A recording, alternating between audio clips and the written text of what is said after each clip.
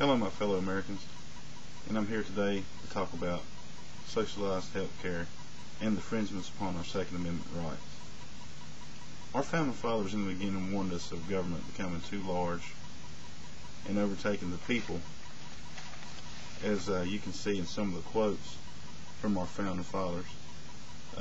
Thomas Jefferson: "The tree of liberty must be replenished from time to time with the blood of patriots and tyrants."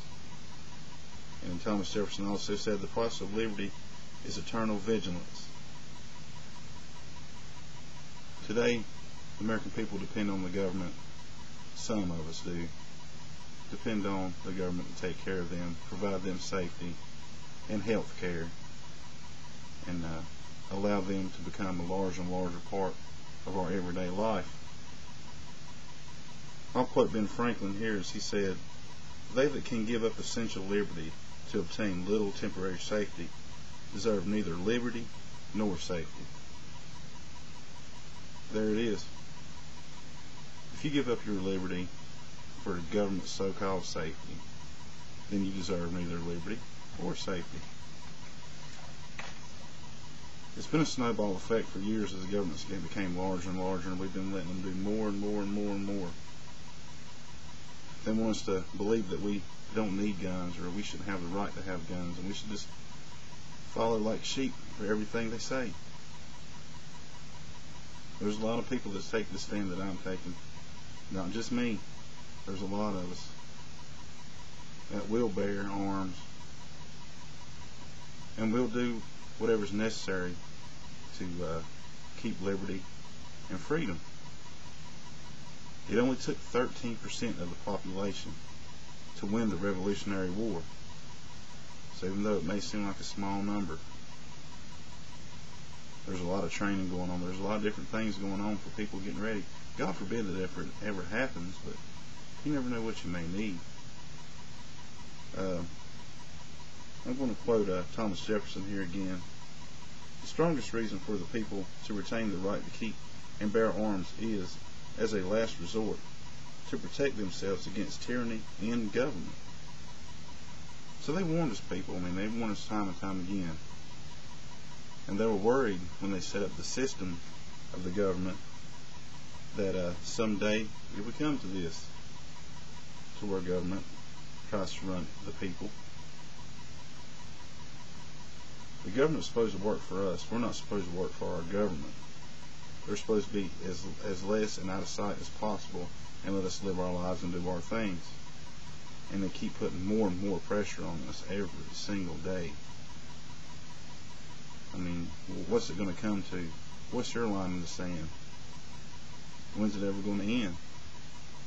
Is it going to take them loading you up on the train?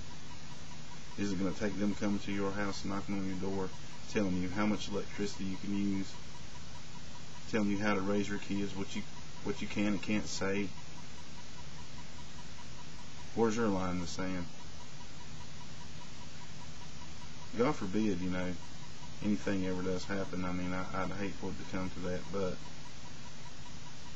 I believe in liberty and freedom, and I believe in the Constitution.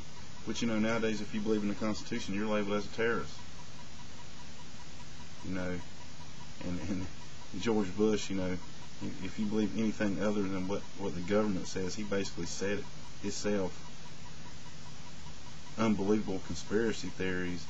I mean, he's, what's believable, what's unbelievable. That's for each person to choose. You believe what you want to believe, but if you believe everything that they tell you on TV, then you're just a sheep following the flock without any direction, and you don't have a mind to think for yourself. Well, I believe in this country, and there's a lot more like me. Don't think I'm the only one. I'm just one of a few. So I urge all Americans to use your Second Amendment right. You should. That's what it's there for. Because there's strength in numbers.